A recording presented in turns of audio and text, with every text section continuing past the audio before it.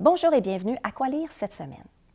Comme l'automne est déjà bien entamé, qu'il fait de plus en plus sombre, je vous ai préparé une capsule où il sera question de noirceur, puisque nous élaborons autour d'un acte d'une incroyable cruauté, le kidnapping.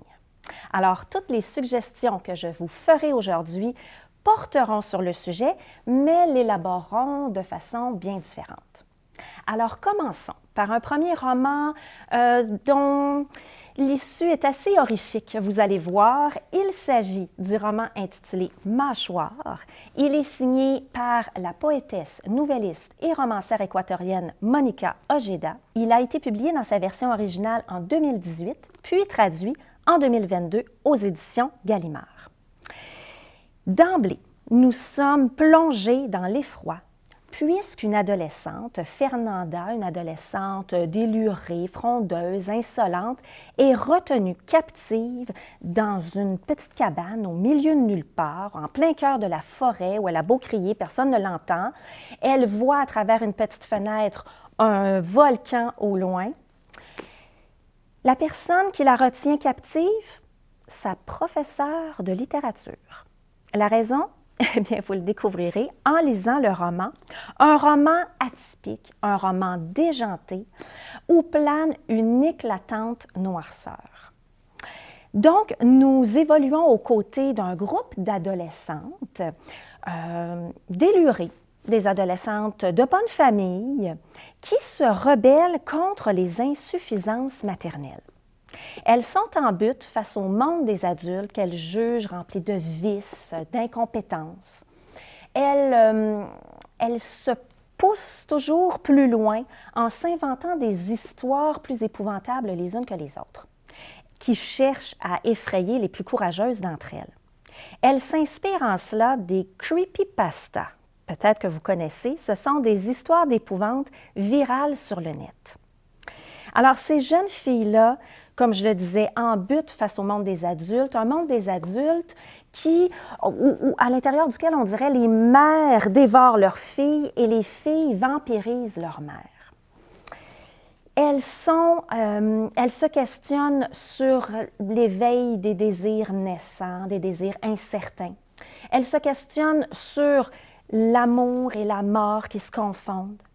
Il y a dans ce roman-là, fort bien écrit par ailleurs, de belles réflexions très intéressantes, une belle analyse sur la peur. C'est un roman qui vous fera passer une soirée assez inquiétante, je vous dirais. Comme piqûre lecture, j'ai 3 livres à vous proposer.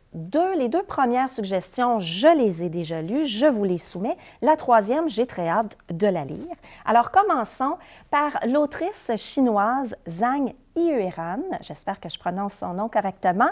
Le roman s'intitule « L'Hôtel du Cygne ». Il a été publié, en fait, traduit et publié chez Zulma en 2021.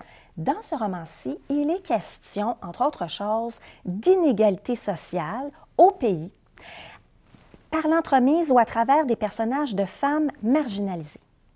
La question de la maternité, sous différentes formes, est également présente dans le roman.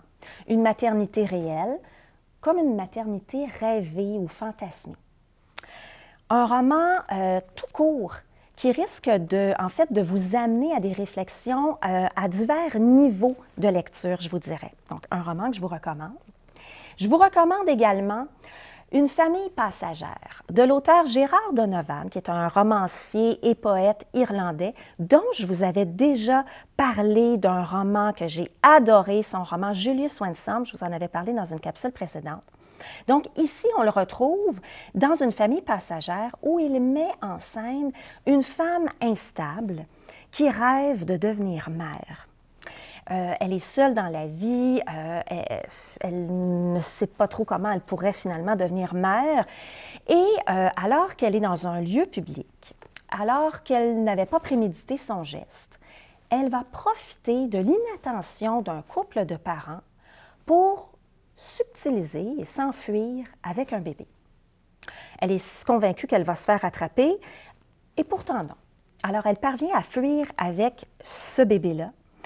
Donc au départ, elle est toute contente. Enfin, elle va pouvoir devenir mère.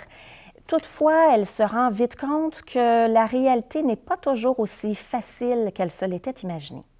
Alors, un roman qui risque de vous bouleverser. Comme dernière suggestion, au niveau des piqûres lecture, un roman que j'ai hâte de lire qui s'intitule « Le garçon magnifique » de l'autrice américaine Amy Liu, qui nous propose un roman autour, encore une fois, du kidnapping, mais cette fois-ci, nous sommes en 1942, dans les îles Andaman, dans le golfe du Bengale, où l'arrivée des Japonais force les Anglais à quitter les lieux à la hâte. Tai est un petit garçon de 4 ans qui joue tranquillement avec une amie ilienne un peu plus âgée que lui, qui adore ce petit garçon-là et qui ne peut se résoudre à s'en séparer. Alors elle va se cacher avec l'enfant, empêchant ainsi les parents de fuir avec leur fils. Vous vous imaginez toutefois jusqu'où une mère est prête à aller pour retrouver sa progéniture. Alors, ça promet. Comme ma dernière suggestion, celle-ci en lien avec laquelle je vous invite à me faire part de vos commentaires de lecture par l'entremise de notre page Facebook des bibliothèques de Sherbrooke, c'est un roman d'une autrice que j'aime beaucoup, l'autrice japonaise Mitsuyo Kakuta, dont je vous avais également parlé lors d'une précédente capsule. Je vous avais parlé de son dernier roman que j'avais adoré, intitulé « Lune de papier ». Je vous propose cette fois un roman un peu plus ancien, publié dans sa version originale en 2007 et traduit chez Actes Sud en 2015. Il s'intitule « La cigale du 8e jour ». Il met également en scène le personnage d'une femme, une jeune femme qui a été abandonnée par l'homme qu'elle aime, puisque celui-ci a décidé donc de rompre son aventure avec cette femme-là pour retourner au foyer aux côtés de son épouse et du très jeune enfant qu'elle vient de lui offrir. Alors, notre femme abandonnée parvient difficilement à accepter cette situation-là et ne peut s'empêcher tous les matins de se cacher dans la rue où réside son ancien amant pour l'observer lorsqu'il quitte le foyer pour se rendre à son travail. Et cette femme-là, donc, constate que l'épouse de son ancien amant accompagne son mari jusqu'à son lieu de travail avant de revenir à l'appartement où elle a laissé sans surveillance leur bébé, leur petite fille de 6 mois. Donc, un beau matin, notre protagoniste se dit qu'il serait agréable de pouvoir voir cette petite fille-là. Puisqu'après tout, cet enfant-là aurait pu être la sienne en d'autres circonstances. Alors, elle pénètre dans l'appartement, en se disant qu'elle ne veut que voir ce petit bébé-là, puis ensuite, elle va repartir.